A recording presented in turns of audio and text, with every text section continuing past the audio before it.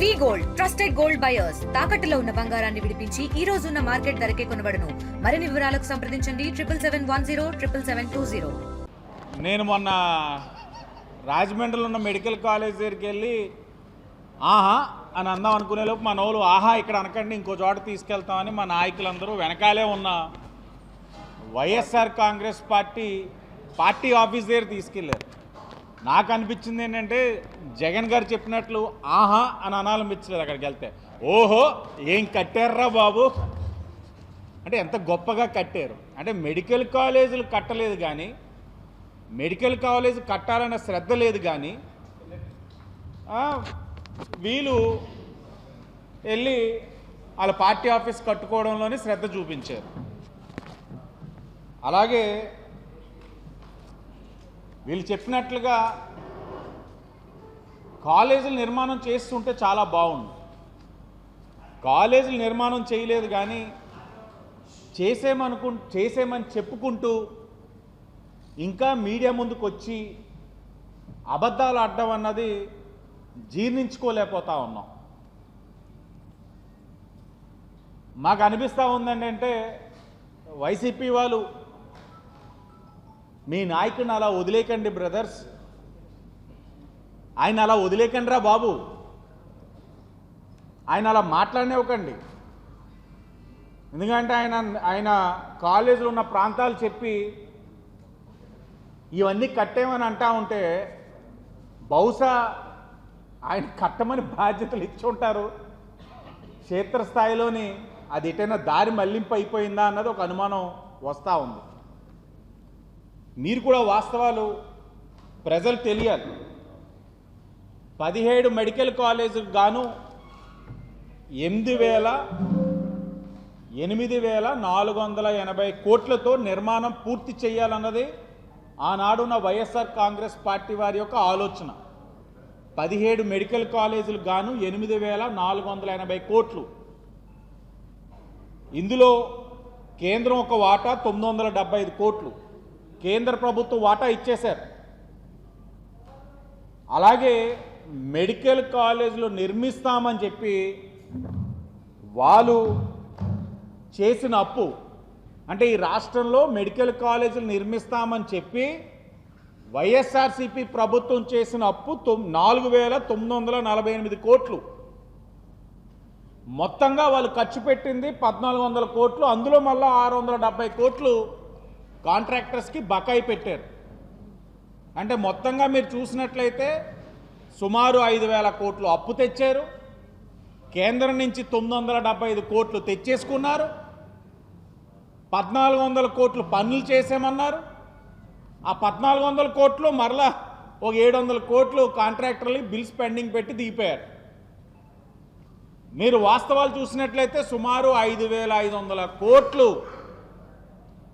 కేంద్రం నుంచి గ్రాంట్ కానివ్వండి, లేకపోతే జగన్మోహన్ రెడ్డి చేసిన అప్పు కానివ్వండి, ఏదైనా కానివ్వండి, 5,500 కోట్లు దారి మళ్లింపుకు గురైంది.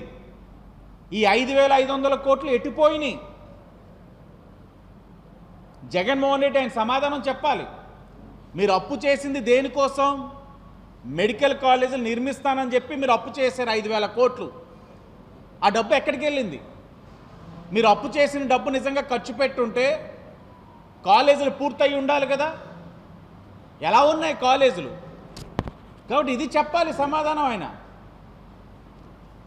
ఇవి ఏవి చెప్పకుండా నేను కాలేజీలు కట్టేశానంటే ఎక్కడికి పోతా ఉన్నారు? ఈ 5,500 కోట్లు దారి మళ్లించారు. మనం చూస్తూ ఉన్నాం ఒక్కొక్క ప్రాంతంలో కాలేజీలు ఎలా ఉన్నాయన్నది. ఫౌండేషన్ స్టేజ్లో కొన్ని పిల్లర్లు అయినాయి, కొన్ని ల్యాండ్ ఎక్విజిషన్ చేసి వదిలేశారు. అంటే ఎక్కడ వేసిన గొంగలు అక్కడే ఉంది. కానీ వీళ్ళు మాత్రం ఏం చేస్తారు? దారి మళ్లించేసి 5,500 కోట్లు తిరిగి ప్రెస్ మీట్లు పెట్టి చేయవలసింది వాళ్ళు ఇప్పుడేమో ఎదుటి వాళ్ళ మీద బురద జల్లుతూ ఉన్నారు. అంటే ఏంటి ఆయన ఆలోచన జగన్మోహన్ రెడ్డిది? ఇంత దారుణమా? అప్పు చేసేసి రాష్ట్రాన్ని అప్పుల ఊబిలోకి నెట్టేసి ఏ కాలేజ్ కూడా పూర్తి చేయకుండా మళ్ళా తిరిగి ఏంటి మీరేమి చెయ్యట్లా?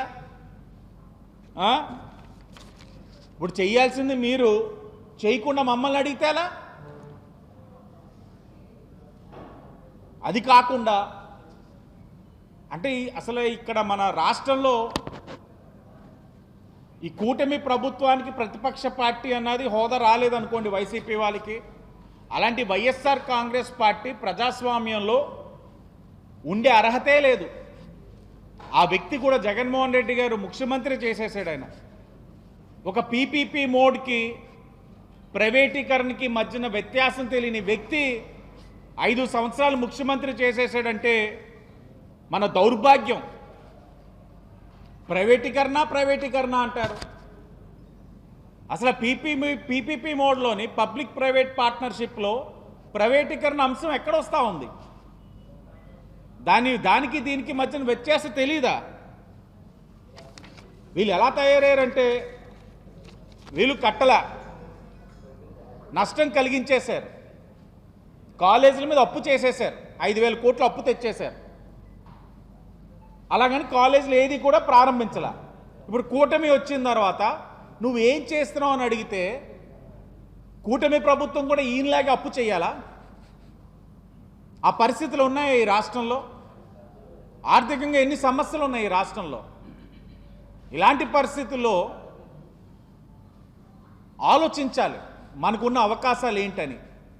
ఆ ఆలోచనతో ఈ రోజున పీపీపీ మోడ్ తోటి రాష్ట్ర ప్రభుత్వం ముందుకెళ్తా ఉంది. మీరు ఈ పీపీపీ మోడ్లో కూడా మీరు చూడండి, గతంలో కన్వీనర్ కోట మెరిట్ సీట్స్ 42% ఉండేది. వైఎస్ఆర్ కాంగ్రెస్ పార్టీ వాళ్ళు ఉన్నప్పుడు 42%. కానీ ఈ పీపీపీ మోడ్లో మెరిట్ సీట్స్ అంటే కన్వీనర్ కోట 50% తీసుకొస్తా ఉన్నాం. అంటే మరింత ఎక్కువ మంది ఈ విద్యను అందించే అవకాశం ఉంటుంది 50% తీసుకురావడం వల్ల.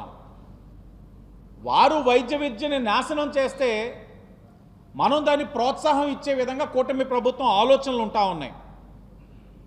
అలా చెప్తారు ఏమని, పీపీ విధానంతో సామాన్యులకి భారం పడిపోద్దని. అసలు సెల్ఫ్ ఫైనాన్సింగ్ ఎవరు తీసుకొచ్చారు? మనం గుర్తు చేసుకున్నట్లయితే వైఎస్ఆర్ కాంగ్రెస్ పార్టీ అప్పుడు GO number 107, GO number 108, GO number 133 self financing తీసుకొచ్చి రాష్ట్రం పైన భారం మోపే కార్యక్రమం జగన్మోహన్ రెడ్డి తీసుకున్నారు. ఈరోజు మరలా సెల్ఫ్ ఫైనాన్సింగ్ తీసుకొచ్చిందే నువ్వు, మరలా రాష్ట్రం పైన భారం పడిపోతుందని మాట్లాడుతూ ఉన్నారంటే చాలా ఆశ్చర్యం అన్నమాట. ఆయన తంతు ఎలా ఉందంటే, కొండలో కూడు కదలకూడదు, బాబు మాత్రం జామ్ పండులా తయారవ్వాలా అని అంటున్నాడు ఆయన. కొండలో కూడు కదలకుండా బాబుకి తిండి పెట్టకుండా జామ్ పండులాగా ఎలా తయారవుతాడండి? తప్పులన్నీ చేసేసి ఈరోజు మా మీద నెట్టే కార్యక్రమం. ఈరోజు రాష్ట్ర ప్రజలను కూడా కోరుతా ఉన్నాం, పీపీపీ మోడ్ అన్నది ఈ రోజున ఏదో కూటమి ప్రభుత్వం కొత్తగా సృష్టించట్లా. ఇప్పటికే పీపీపీ మోడ్ కింద పంజాబ్, వెస్ట్ బెంగాల్లో కాలేజీలు నడుస్తూ ఉన్నాయి.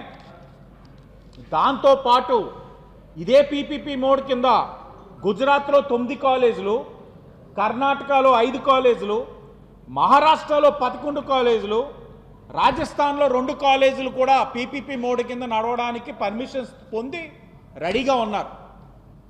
ఇదేనా కూటమి ప్రభుత్వం పీపీపీ మోడ్ని కొత్తగా ప్రవేశపెట్టిందా?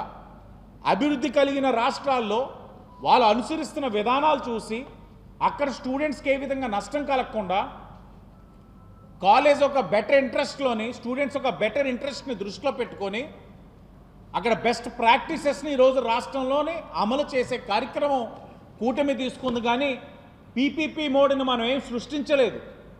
ఇప్పటికే కొన్ని రాష్ట్రాల్లో అమలవుతున్న విధానాన్ని ఈ రాష్ట్రంలోకి తీసుకొస్తా ఉన్నాం. అలాగే దీంతో పాటు ఇంకా అనేకమైన రాష్ట్రాలు కూడా చేస్తూ ఉన్నాయి. ఇది జగన్మోహన్ రెడ్డి గారికి తెలియదు అని అంటే నేను ఒప్పుకోను. ఆయనకి అన్నీ తెలుసు. మొదటి రోజు నుంచి చేస్తున్న కార్యక్రమమే ఫేక్ పబ్లిసిటీ, దుష్ప్రచారం. అదే పని కింద ఒక మాట ప్రైవేటీకరణ విద్యార్థులు నష్టపోతారు, రాష్ట్రం మీద భారం అంటే, రాష్ట్రం మీద భారం అంటే నువ్వు అప్పు చేసినప్పుడు కట్టాలి కదా. 5,000 కోట్లు అప్పు చేసినప్పుడు వైసీపీ వాళ్ళు ఎందుకు కట్టలేదు? అప్పుడు భారం గురించి తెలియదా? విద్యార్థుల యొక్క శ్రేయస్ కోసం అన్నప్పుడు మెరిట్ కోటా 42% ఉన్నప్పుడు పెంచాలన్న ఆలోచన లేదా? ఇవేవీ లేకుండా ఈరోజు వచ్చేసి మంచి కడిగిన ముచ్చంలాగా ఆయన ప్రెస్ మీట్ పెట్టినప్పుడు కూడా ఎదురు ఎవడు అడుగుతున్నాడో తెలియదు. ఎప్పుడు చూసినా అదే చొక్కా, అదే కుర్చీ, అదే టేబుల్. అడుగుతున్న వాళ్ళకి సమాధానం చెప్తారు. వాళ్ళు నిజంగా ఉన్నారా, ఎవరు అడుగుతున్నారు, ఏమీ కనబడవు. ఓ ప్రెస్ మీట్ పెట్టేసి బురద జల్లేసి మీరు కడుక్కోండి అని అంటే కాదు, అవ్వదది. మీరు బురద జల్లేసి మీరు కడుక్కోండి అంటే ఎలా అవుతుంది? అన్నిటికీ కూడా ఆయన కూడా సమాధానం చెప్పే పరిస్థితి ఉండాలి. వీటన్నిటికి మించి మొన్న ఆయన ఒకటి మాటలు మాట్లాడుతూ ఉన్నారు, చాలా దారుణాతి దారుణమైన మాటలు. ఒకటే ఒకటి చెప్తా ఉన్నాం, ఎవరైనా టెండర్లలో పార్టిసిపేట్ చేయండి, ఎవరైనా రాండి, కానీ ప్రతి ఒక్కరికి వార్నింగ్ ఇస్తాం. రేపు పొద్దున మేము వచ్చిన తర్వాత రద్దు చేస్తాం, మళ్ళీ వెనక్కి తీసుకుంటాం. ఇది మాత్రం ఖచ్చితంగా అంటే ఇంత పబ్లిక్గా ఇంత బహిరంగంగా వార్నింగ్ ఇస్తున్నాను అని అంటే ఏంటిది? ఈ బెదిరించడం ఏంటి? ఫ్యాక్షనిజం, ప్రజాస్వామ్యంలో సైకోయిజం, ప్రజాస్వామ్యంలో ఏంటి దారుణం? బెదిరిస్తావా? ఇంత దారుణమా? అంటే బెదిరించడం అలవాటు అయిపోయింది. ప్రజలు కూడా తిరస్కరించడం ఒకసారి అలవాటు చేసుకున్నారు, వాళ్ళు అలవాటు చేసేసుకుంటారు. ఇదే విధానం ఉంటే తిరస్కరించడం అన్నది ప్రజలు కూడా అలవాటు చేసుకుంటారు. ఇటు కాంట్రాక్టులను బెదిరించి ఏంటి ఇది? ఏదో తెలుగు జాతి మీద, తెలుగు ప్రజలపైన ఏదో కక్ష కింద మొదలెడతానన్నాడు జగన్మోహన్ రెడ్డి గారు. అదే పని మీద ఈ రాష్ట్రాన్ని ఆయన తిరస్కరించారు కాబట్టి రాష్ట్రంలో ఉన్న ప్రజల్ని ఇబ్బంది పెట్టాలి, రాష్ట్రాన్ని ఏ విధంగా అభివృద్ధి జరగనివ్వకూడదు. అభివృద్ధి జరగనివ్వకుండా ఆపాలి అని అంటే వస్తున్న పెడుతున్న పెట్టుబడిదారుల్ని బెదిరించాలి, లేకపోతే ఏదైనా ఒక law and order situation create చేయాలి, పెట్టుబడులు ఆగాలి. ఇదే ఆయన ఆలోచన. లేకపోతే ఒక ముఖ్యమంత్రి చేసిన వ్యక్తి మాట్లాడే విధానం ఇదేనండి ప్రజాస్వామ్యంలో? అసలు ప్రజాస్వామ్యంలో ఈ పార్టీకి ఒక రాజకీయ పార్టీగా ఉండే అర్హతే లేదు వైసీపీ వాళ్ళకి. ఇంత దారుణమా? అంటే నిన్న మొన్న కూడా ఇవంతా వచ్చిన తర్వాత ప్రజలు కూడా మాట్లాడుతూ ఉంటే వాళ్ళు అంటే ప్రజలు వాళ్ళు చెప్తున్న దాన్ని బట్టి మాకు అర్థమవుతుంది ఏంటంటే ప్రజాస్వామ్యంలో జగన్మోహన్ రెడ్డి బయట ఉండడం అన్నది మంచిది కాదు. ఇటు ప్రజలకి మంచిది కాదు, ఆయనకు కూడా మంచిది కాదు. ఆయన జైల్లో ఉంటే ఉత్తమం, రాష్ట్రం బాగుంటుంది, ఆయన బాగుంటాడు. తెలుగులో న్యూస్ కి ఫాస్టెస్ట్ యాప్ ఇప్పుడు టోటలీ న్యూ అవతార్లో జస్ట్ 5 సెకండ్స్ లో కంప్లీట్ న్యూస్. సోషల్ మీడియాలో ట్రెండ్స్ కి one stop solution. Live TV app voice search option తో ఇప్పుడే డౌన్లోడ్ చేయండి లేదా అప్డేట్ అయిపోండి. యాప్ లింక్ డిస్క్రిప్షన్ లో ఉంది.